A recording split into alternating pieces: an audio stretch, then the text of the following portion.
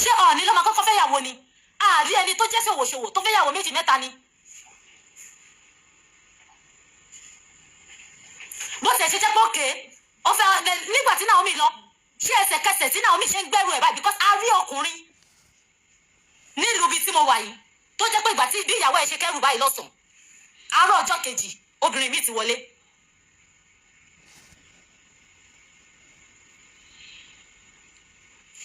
àárọ̀ ọjọ́ kejì báyìí tí mo fojú mi rí obìnrin mi ti wọlé. ṣé kábíyèsí ṣe bẹ́ẹ̀ ni? ó ti gbé wọn sí chalet wọ́n pọ̀ ní chalet ṣó gbójú wọn jáde ni? nǹkan tójú wa bá rí ni ká sọ. àbí ìgbà tí Naomi fẹ́ kábíyèsí ṣé yà jẹ́ ń bẹ̀ ni? ṣé yà jẹ́ ń bẹ̀? olórí burúkú yín tẹ́ máa ṣẹ̀sín. ṣé àìrílégbé òun ni ó da Naomi láàmú? because nǹkan tí kábíyèsí ṣe fún Naomi tẹ́ fi advertise ọjà fún tẹ́ fi ń bú àwọn tó kù tí wọn ò lè rìn. ọjọ́ kan mo lọ sí abẹ́ mo wo comment section Ashley omi fẹ́ máa bọ́ lójú mi. mo lọ sábẹ́ comment section Tóbi omi fẹ́ máa bọ́ lójú mi. kí ló dé tí ní lára yìí pọ̀? ẹ̀dẹ̀ ni àwọn pípù yẹn lára ẹ̀dẹ̀ fún wọn ní emotional blackmailing. ẹ̀dẹ̀ ń ṣiṣẹ́ fún Naomi. ẹ wá sọ àwọn èèyàn wá di ẹni tí ò lè dá ronú tí wọ́n lè ro 1+1 pọ̀ tí wọ́n lè mọ ibi tí ọ̀rọ̀ ti ń bọ̀. ṣùgbọ́n ní 2025 ta fẹ́ mú yìí kò sọmọ náà ẹ gbàlú ibo yìí lọ ni ẹ gba ilẹ̀ ibo yìí lọ ni ẹ lọ máa blọọgì wọn bẹ́ẹ̀ tí ò bá ṣe ojú kòkòrò tí ò bá ṣe ìwà ìkà because I see that lady as somebody tó yẹ pé ó ní ìwà ìkà ó kàn fi orí adé wa wọlẹ̀. ṣe rí ẹ̀yin online in-laws ẹ̀yin àna online orí social media ẹ ṣọ́ra yín o ẹ ṣọ́ra yín ẹ̀yin kọ́ lẹ fẹ́ tó palace Ọọ̀ni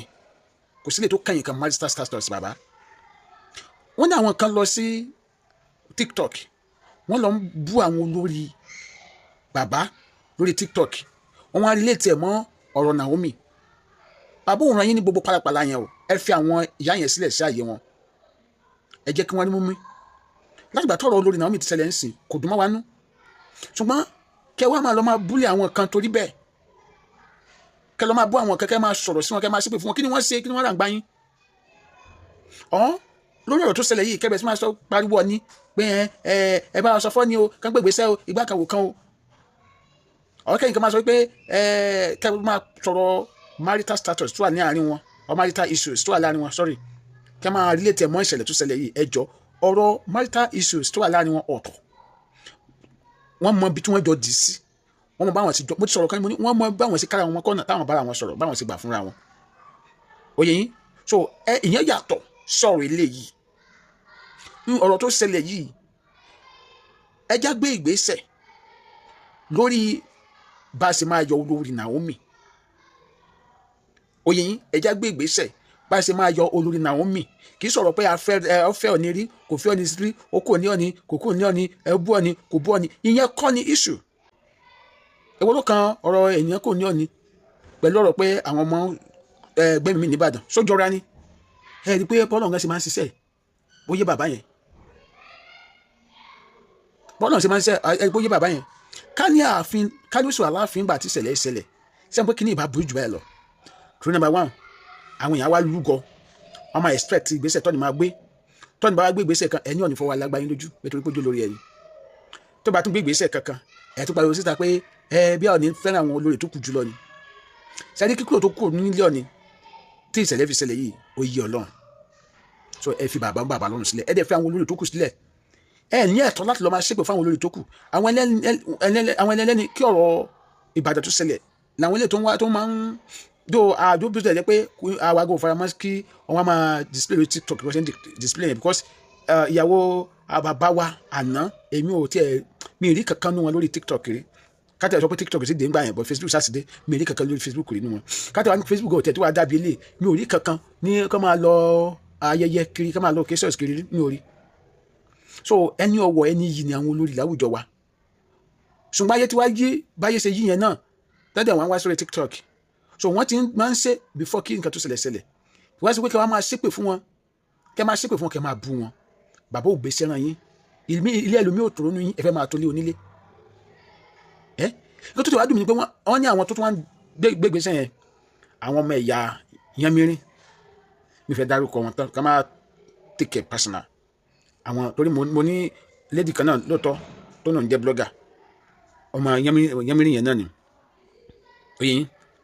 òun náà ọ̀rọ̀ láti gbà tọ̀rọ̀ Naomi ti ṣẹlẹ̀ ọ̀rọ̀ tó wà láàrin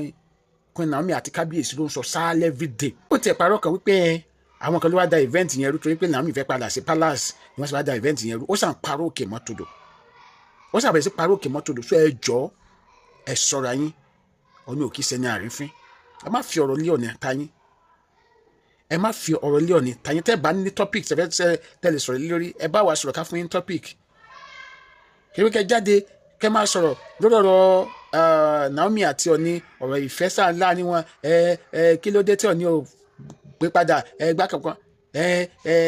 nǹkan sọ pé sọ́ọ̀ni ti gbàgbé pé Naomi ló kọ́ bí ọkùnrin fún ni wáyé tọ́ni fi ń wo nínú tọ́ni ò fi dá sọ̀rọ̀ tó wà nílẹ̀ yìí alábòsí ni gbogbo yín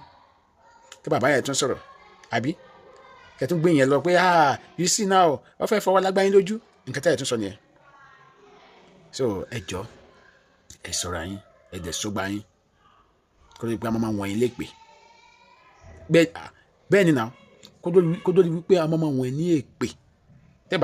tẹ́bà ti fi ilé Oòduà lọ́rùn sílẹ̀ ìkọ̀kan báyìí ni a máa wọ̀nyí lépè ẹ ṣọ́ra yín o ẹ gbọ́ bí kẹyà ṣọ́ra yín bẹ́ẹ̀ ni gbogbo jagbajagba tẹ̀ ń ṣe lórí social media yẹn we don't want it fi bàbá yẹn lọ́rùn sílẹ̀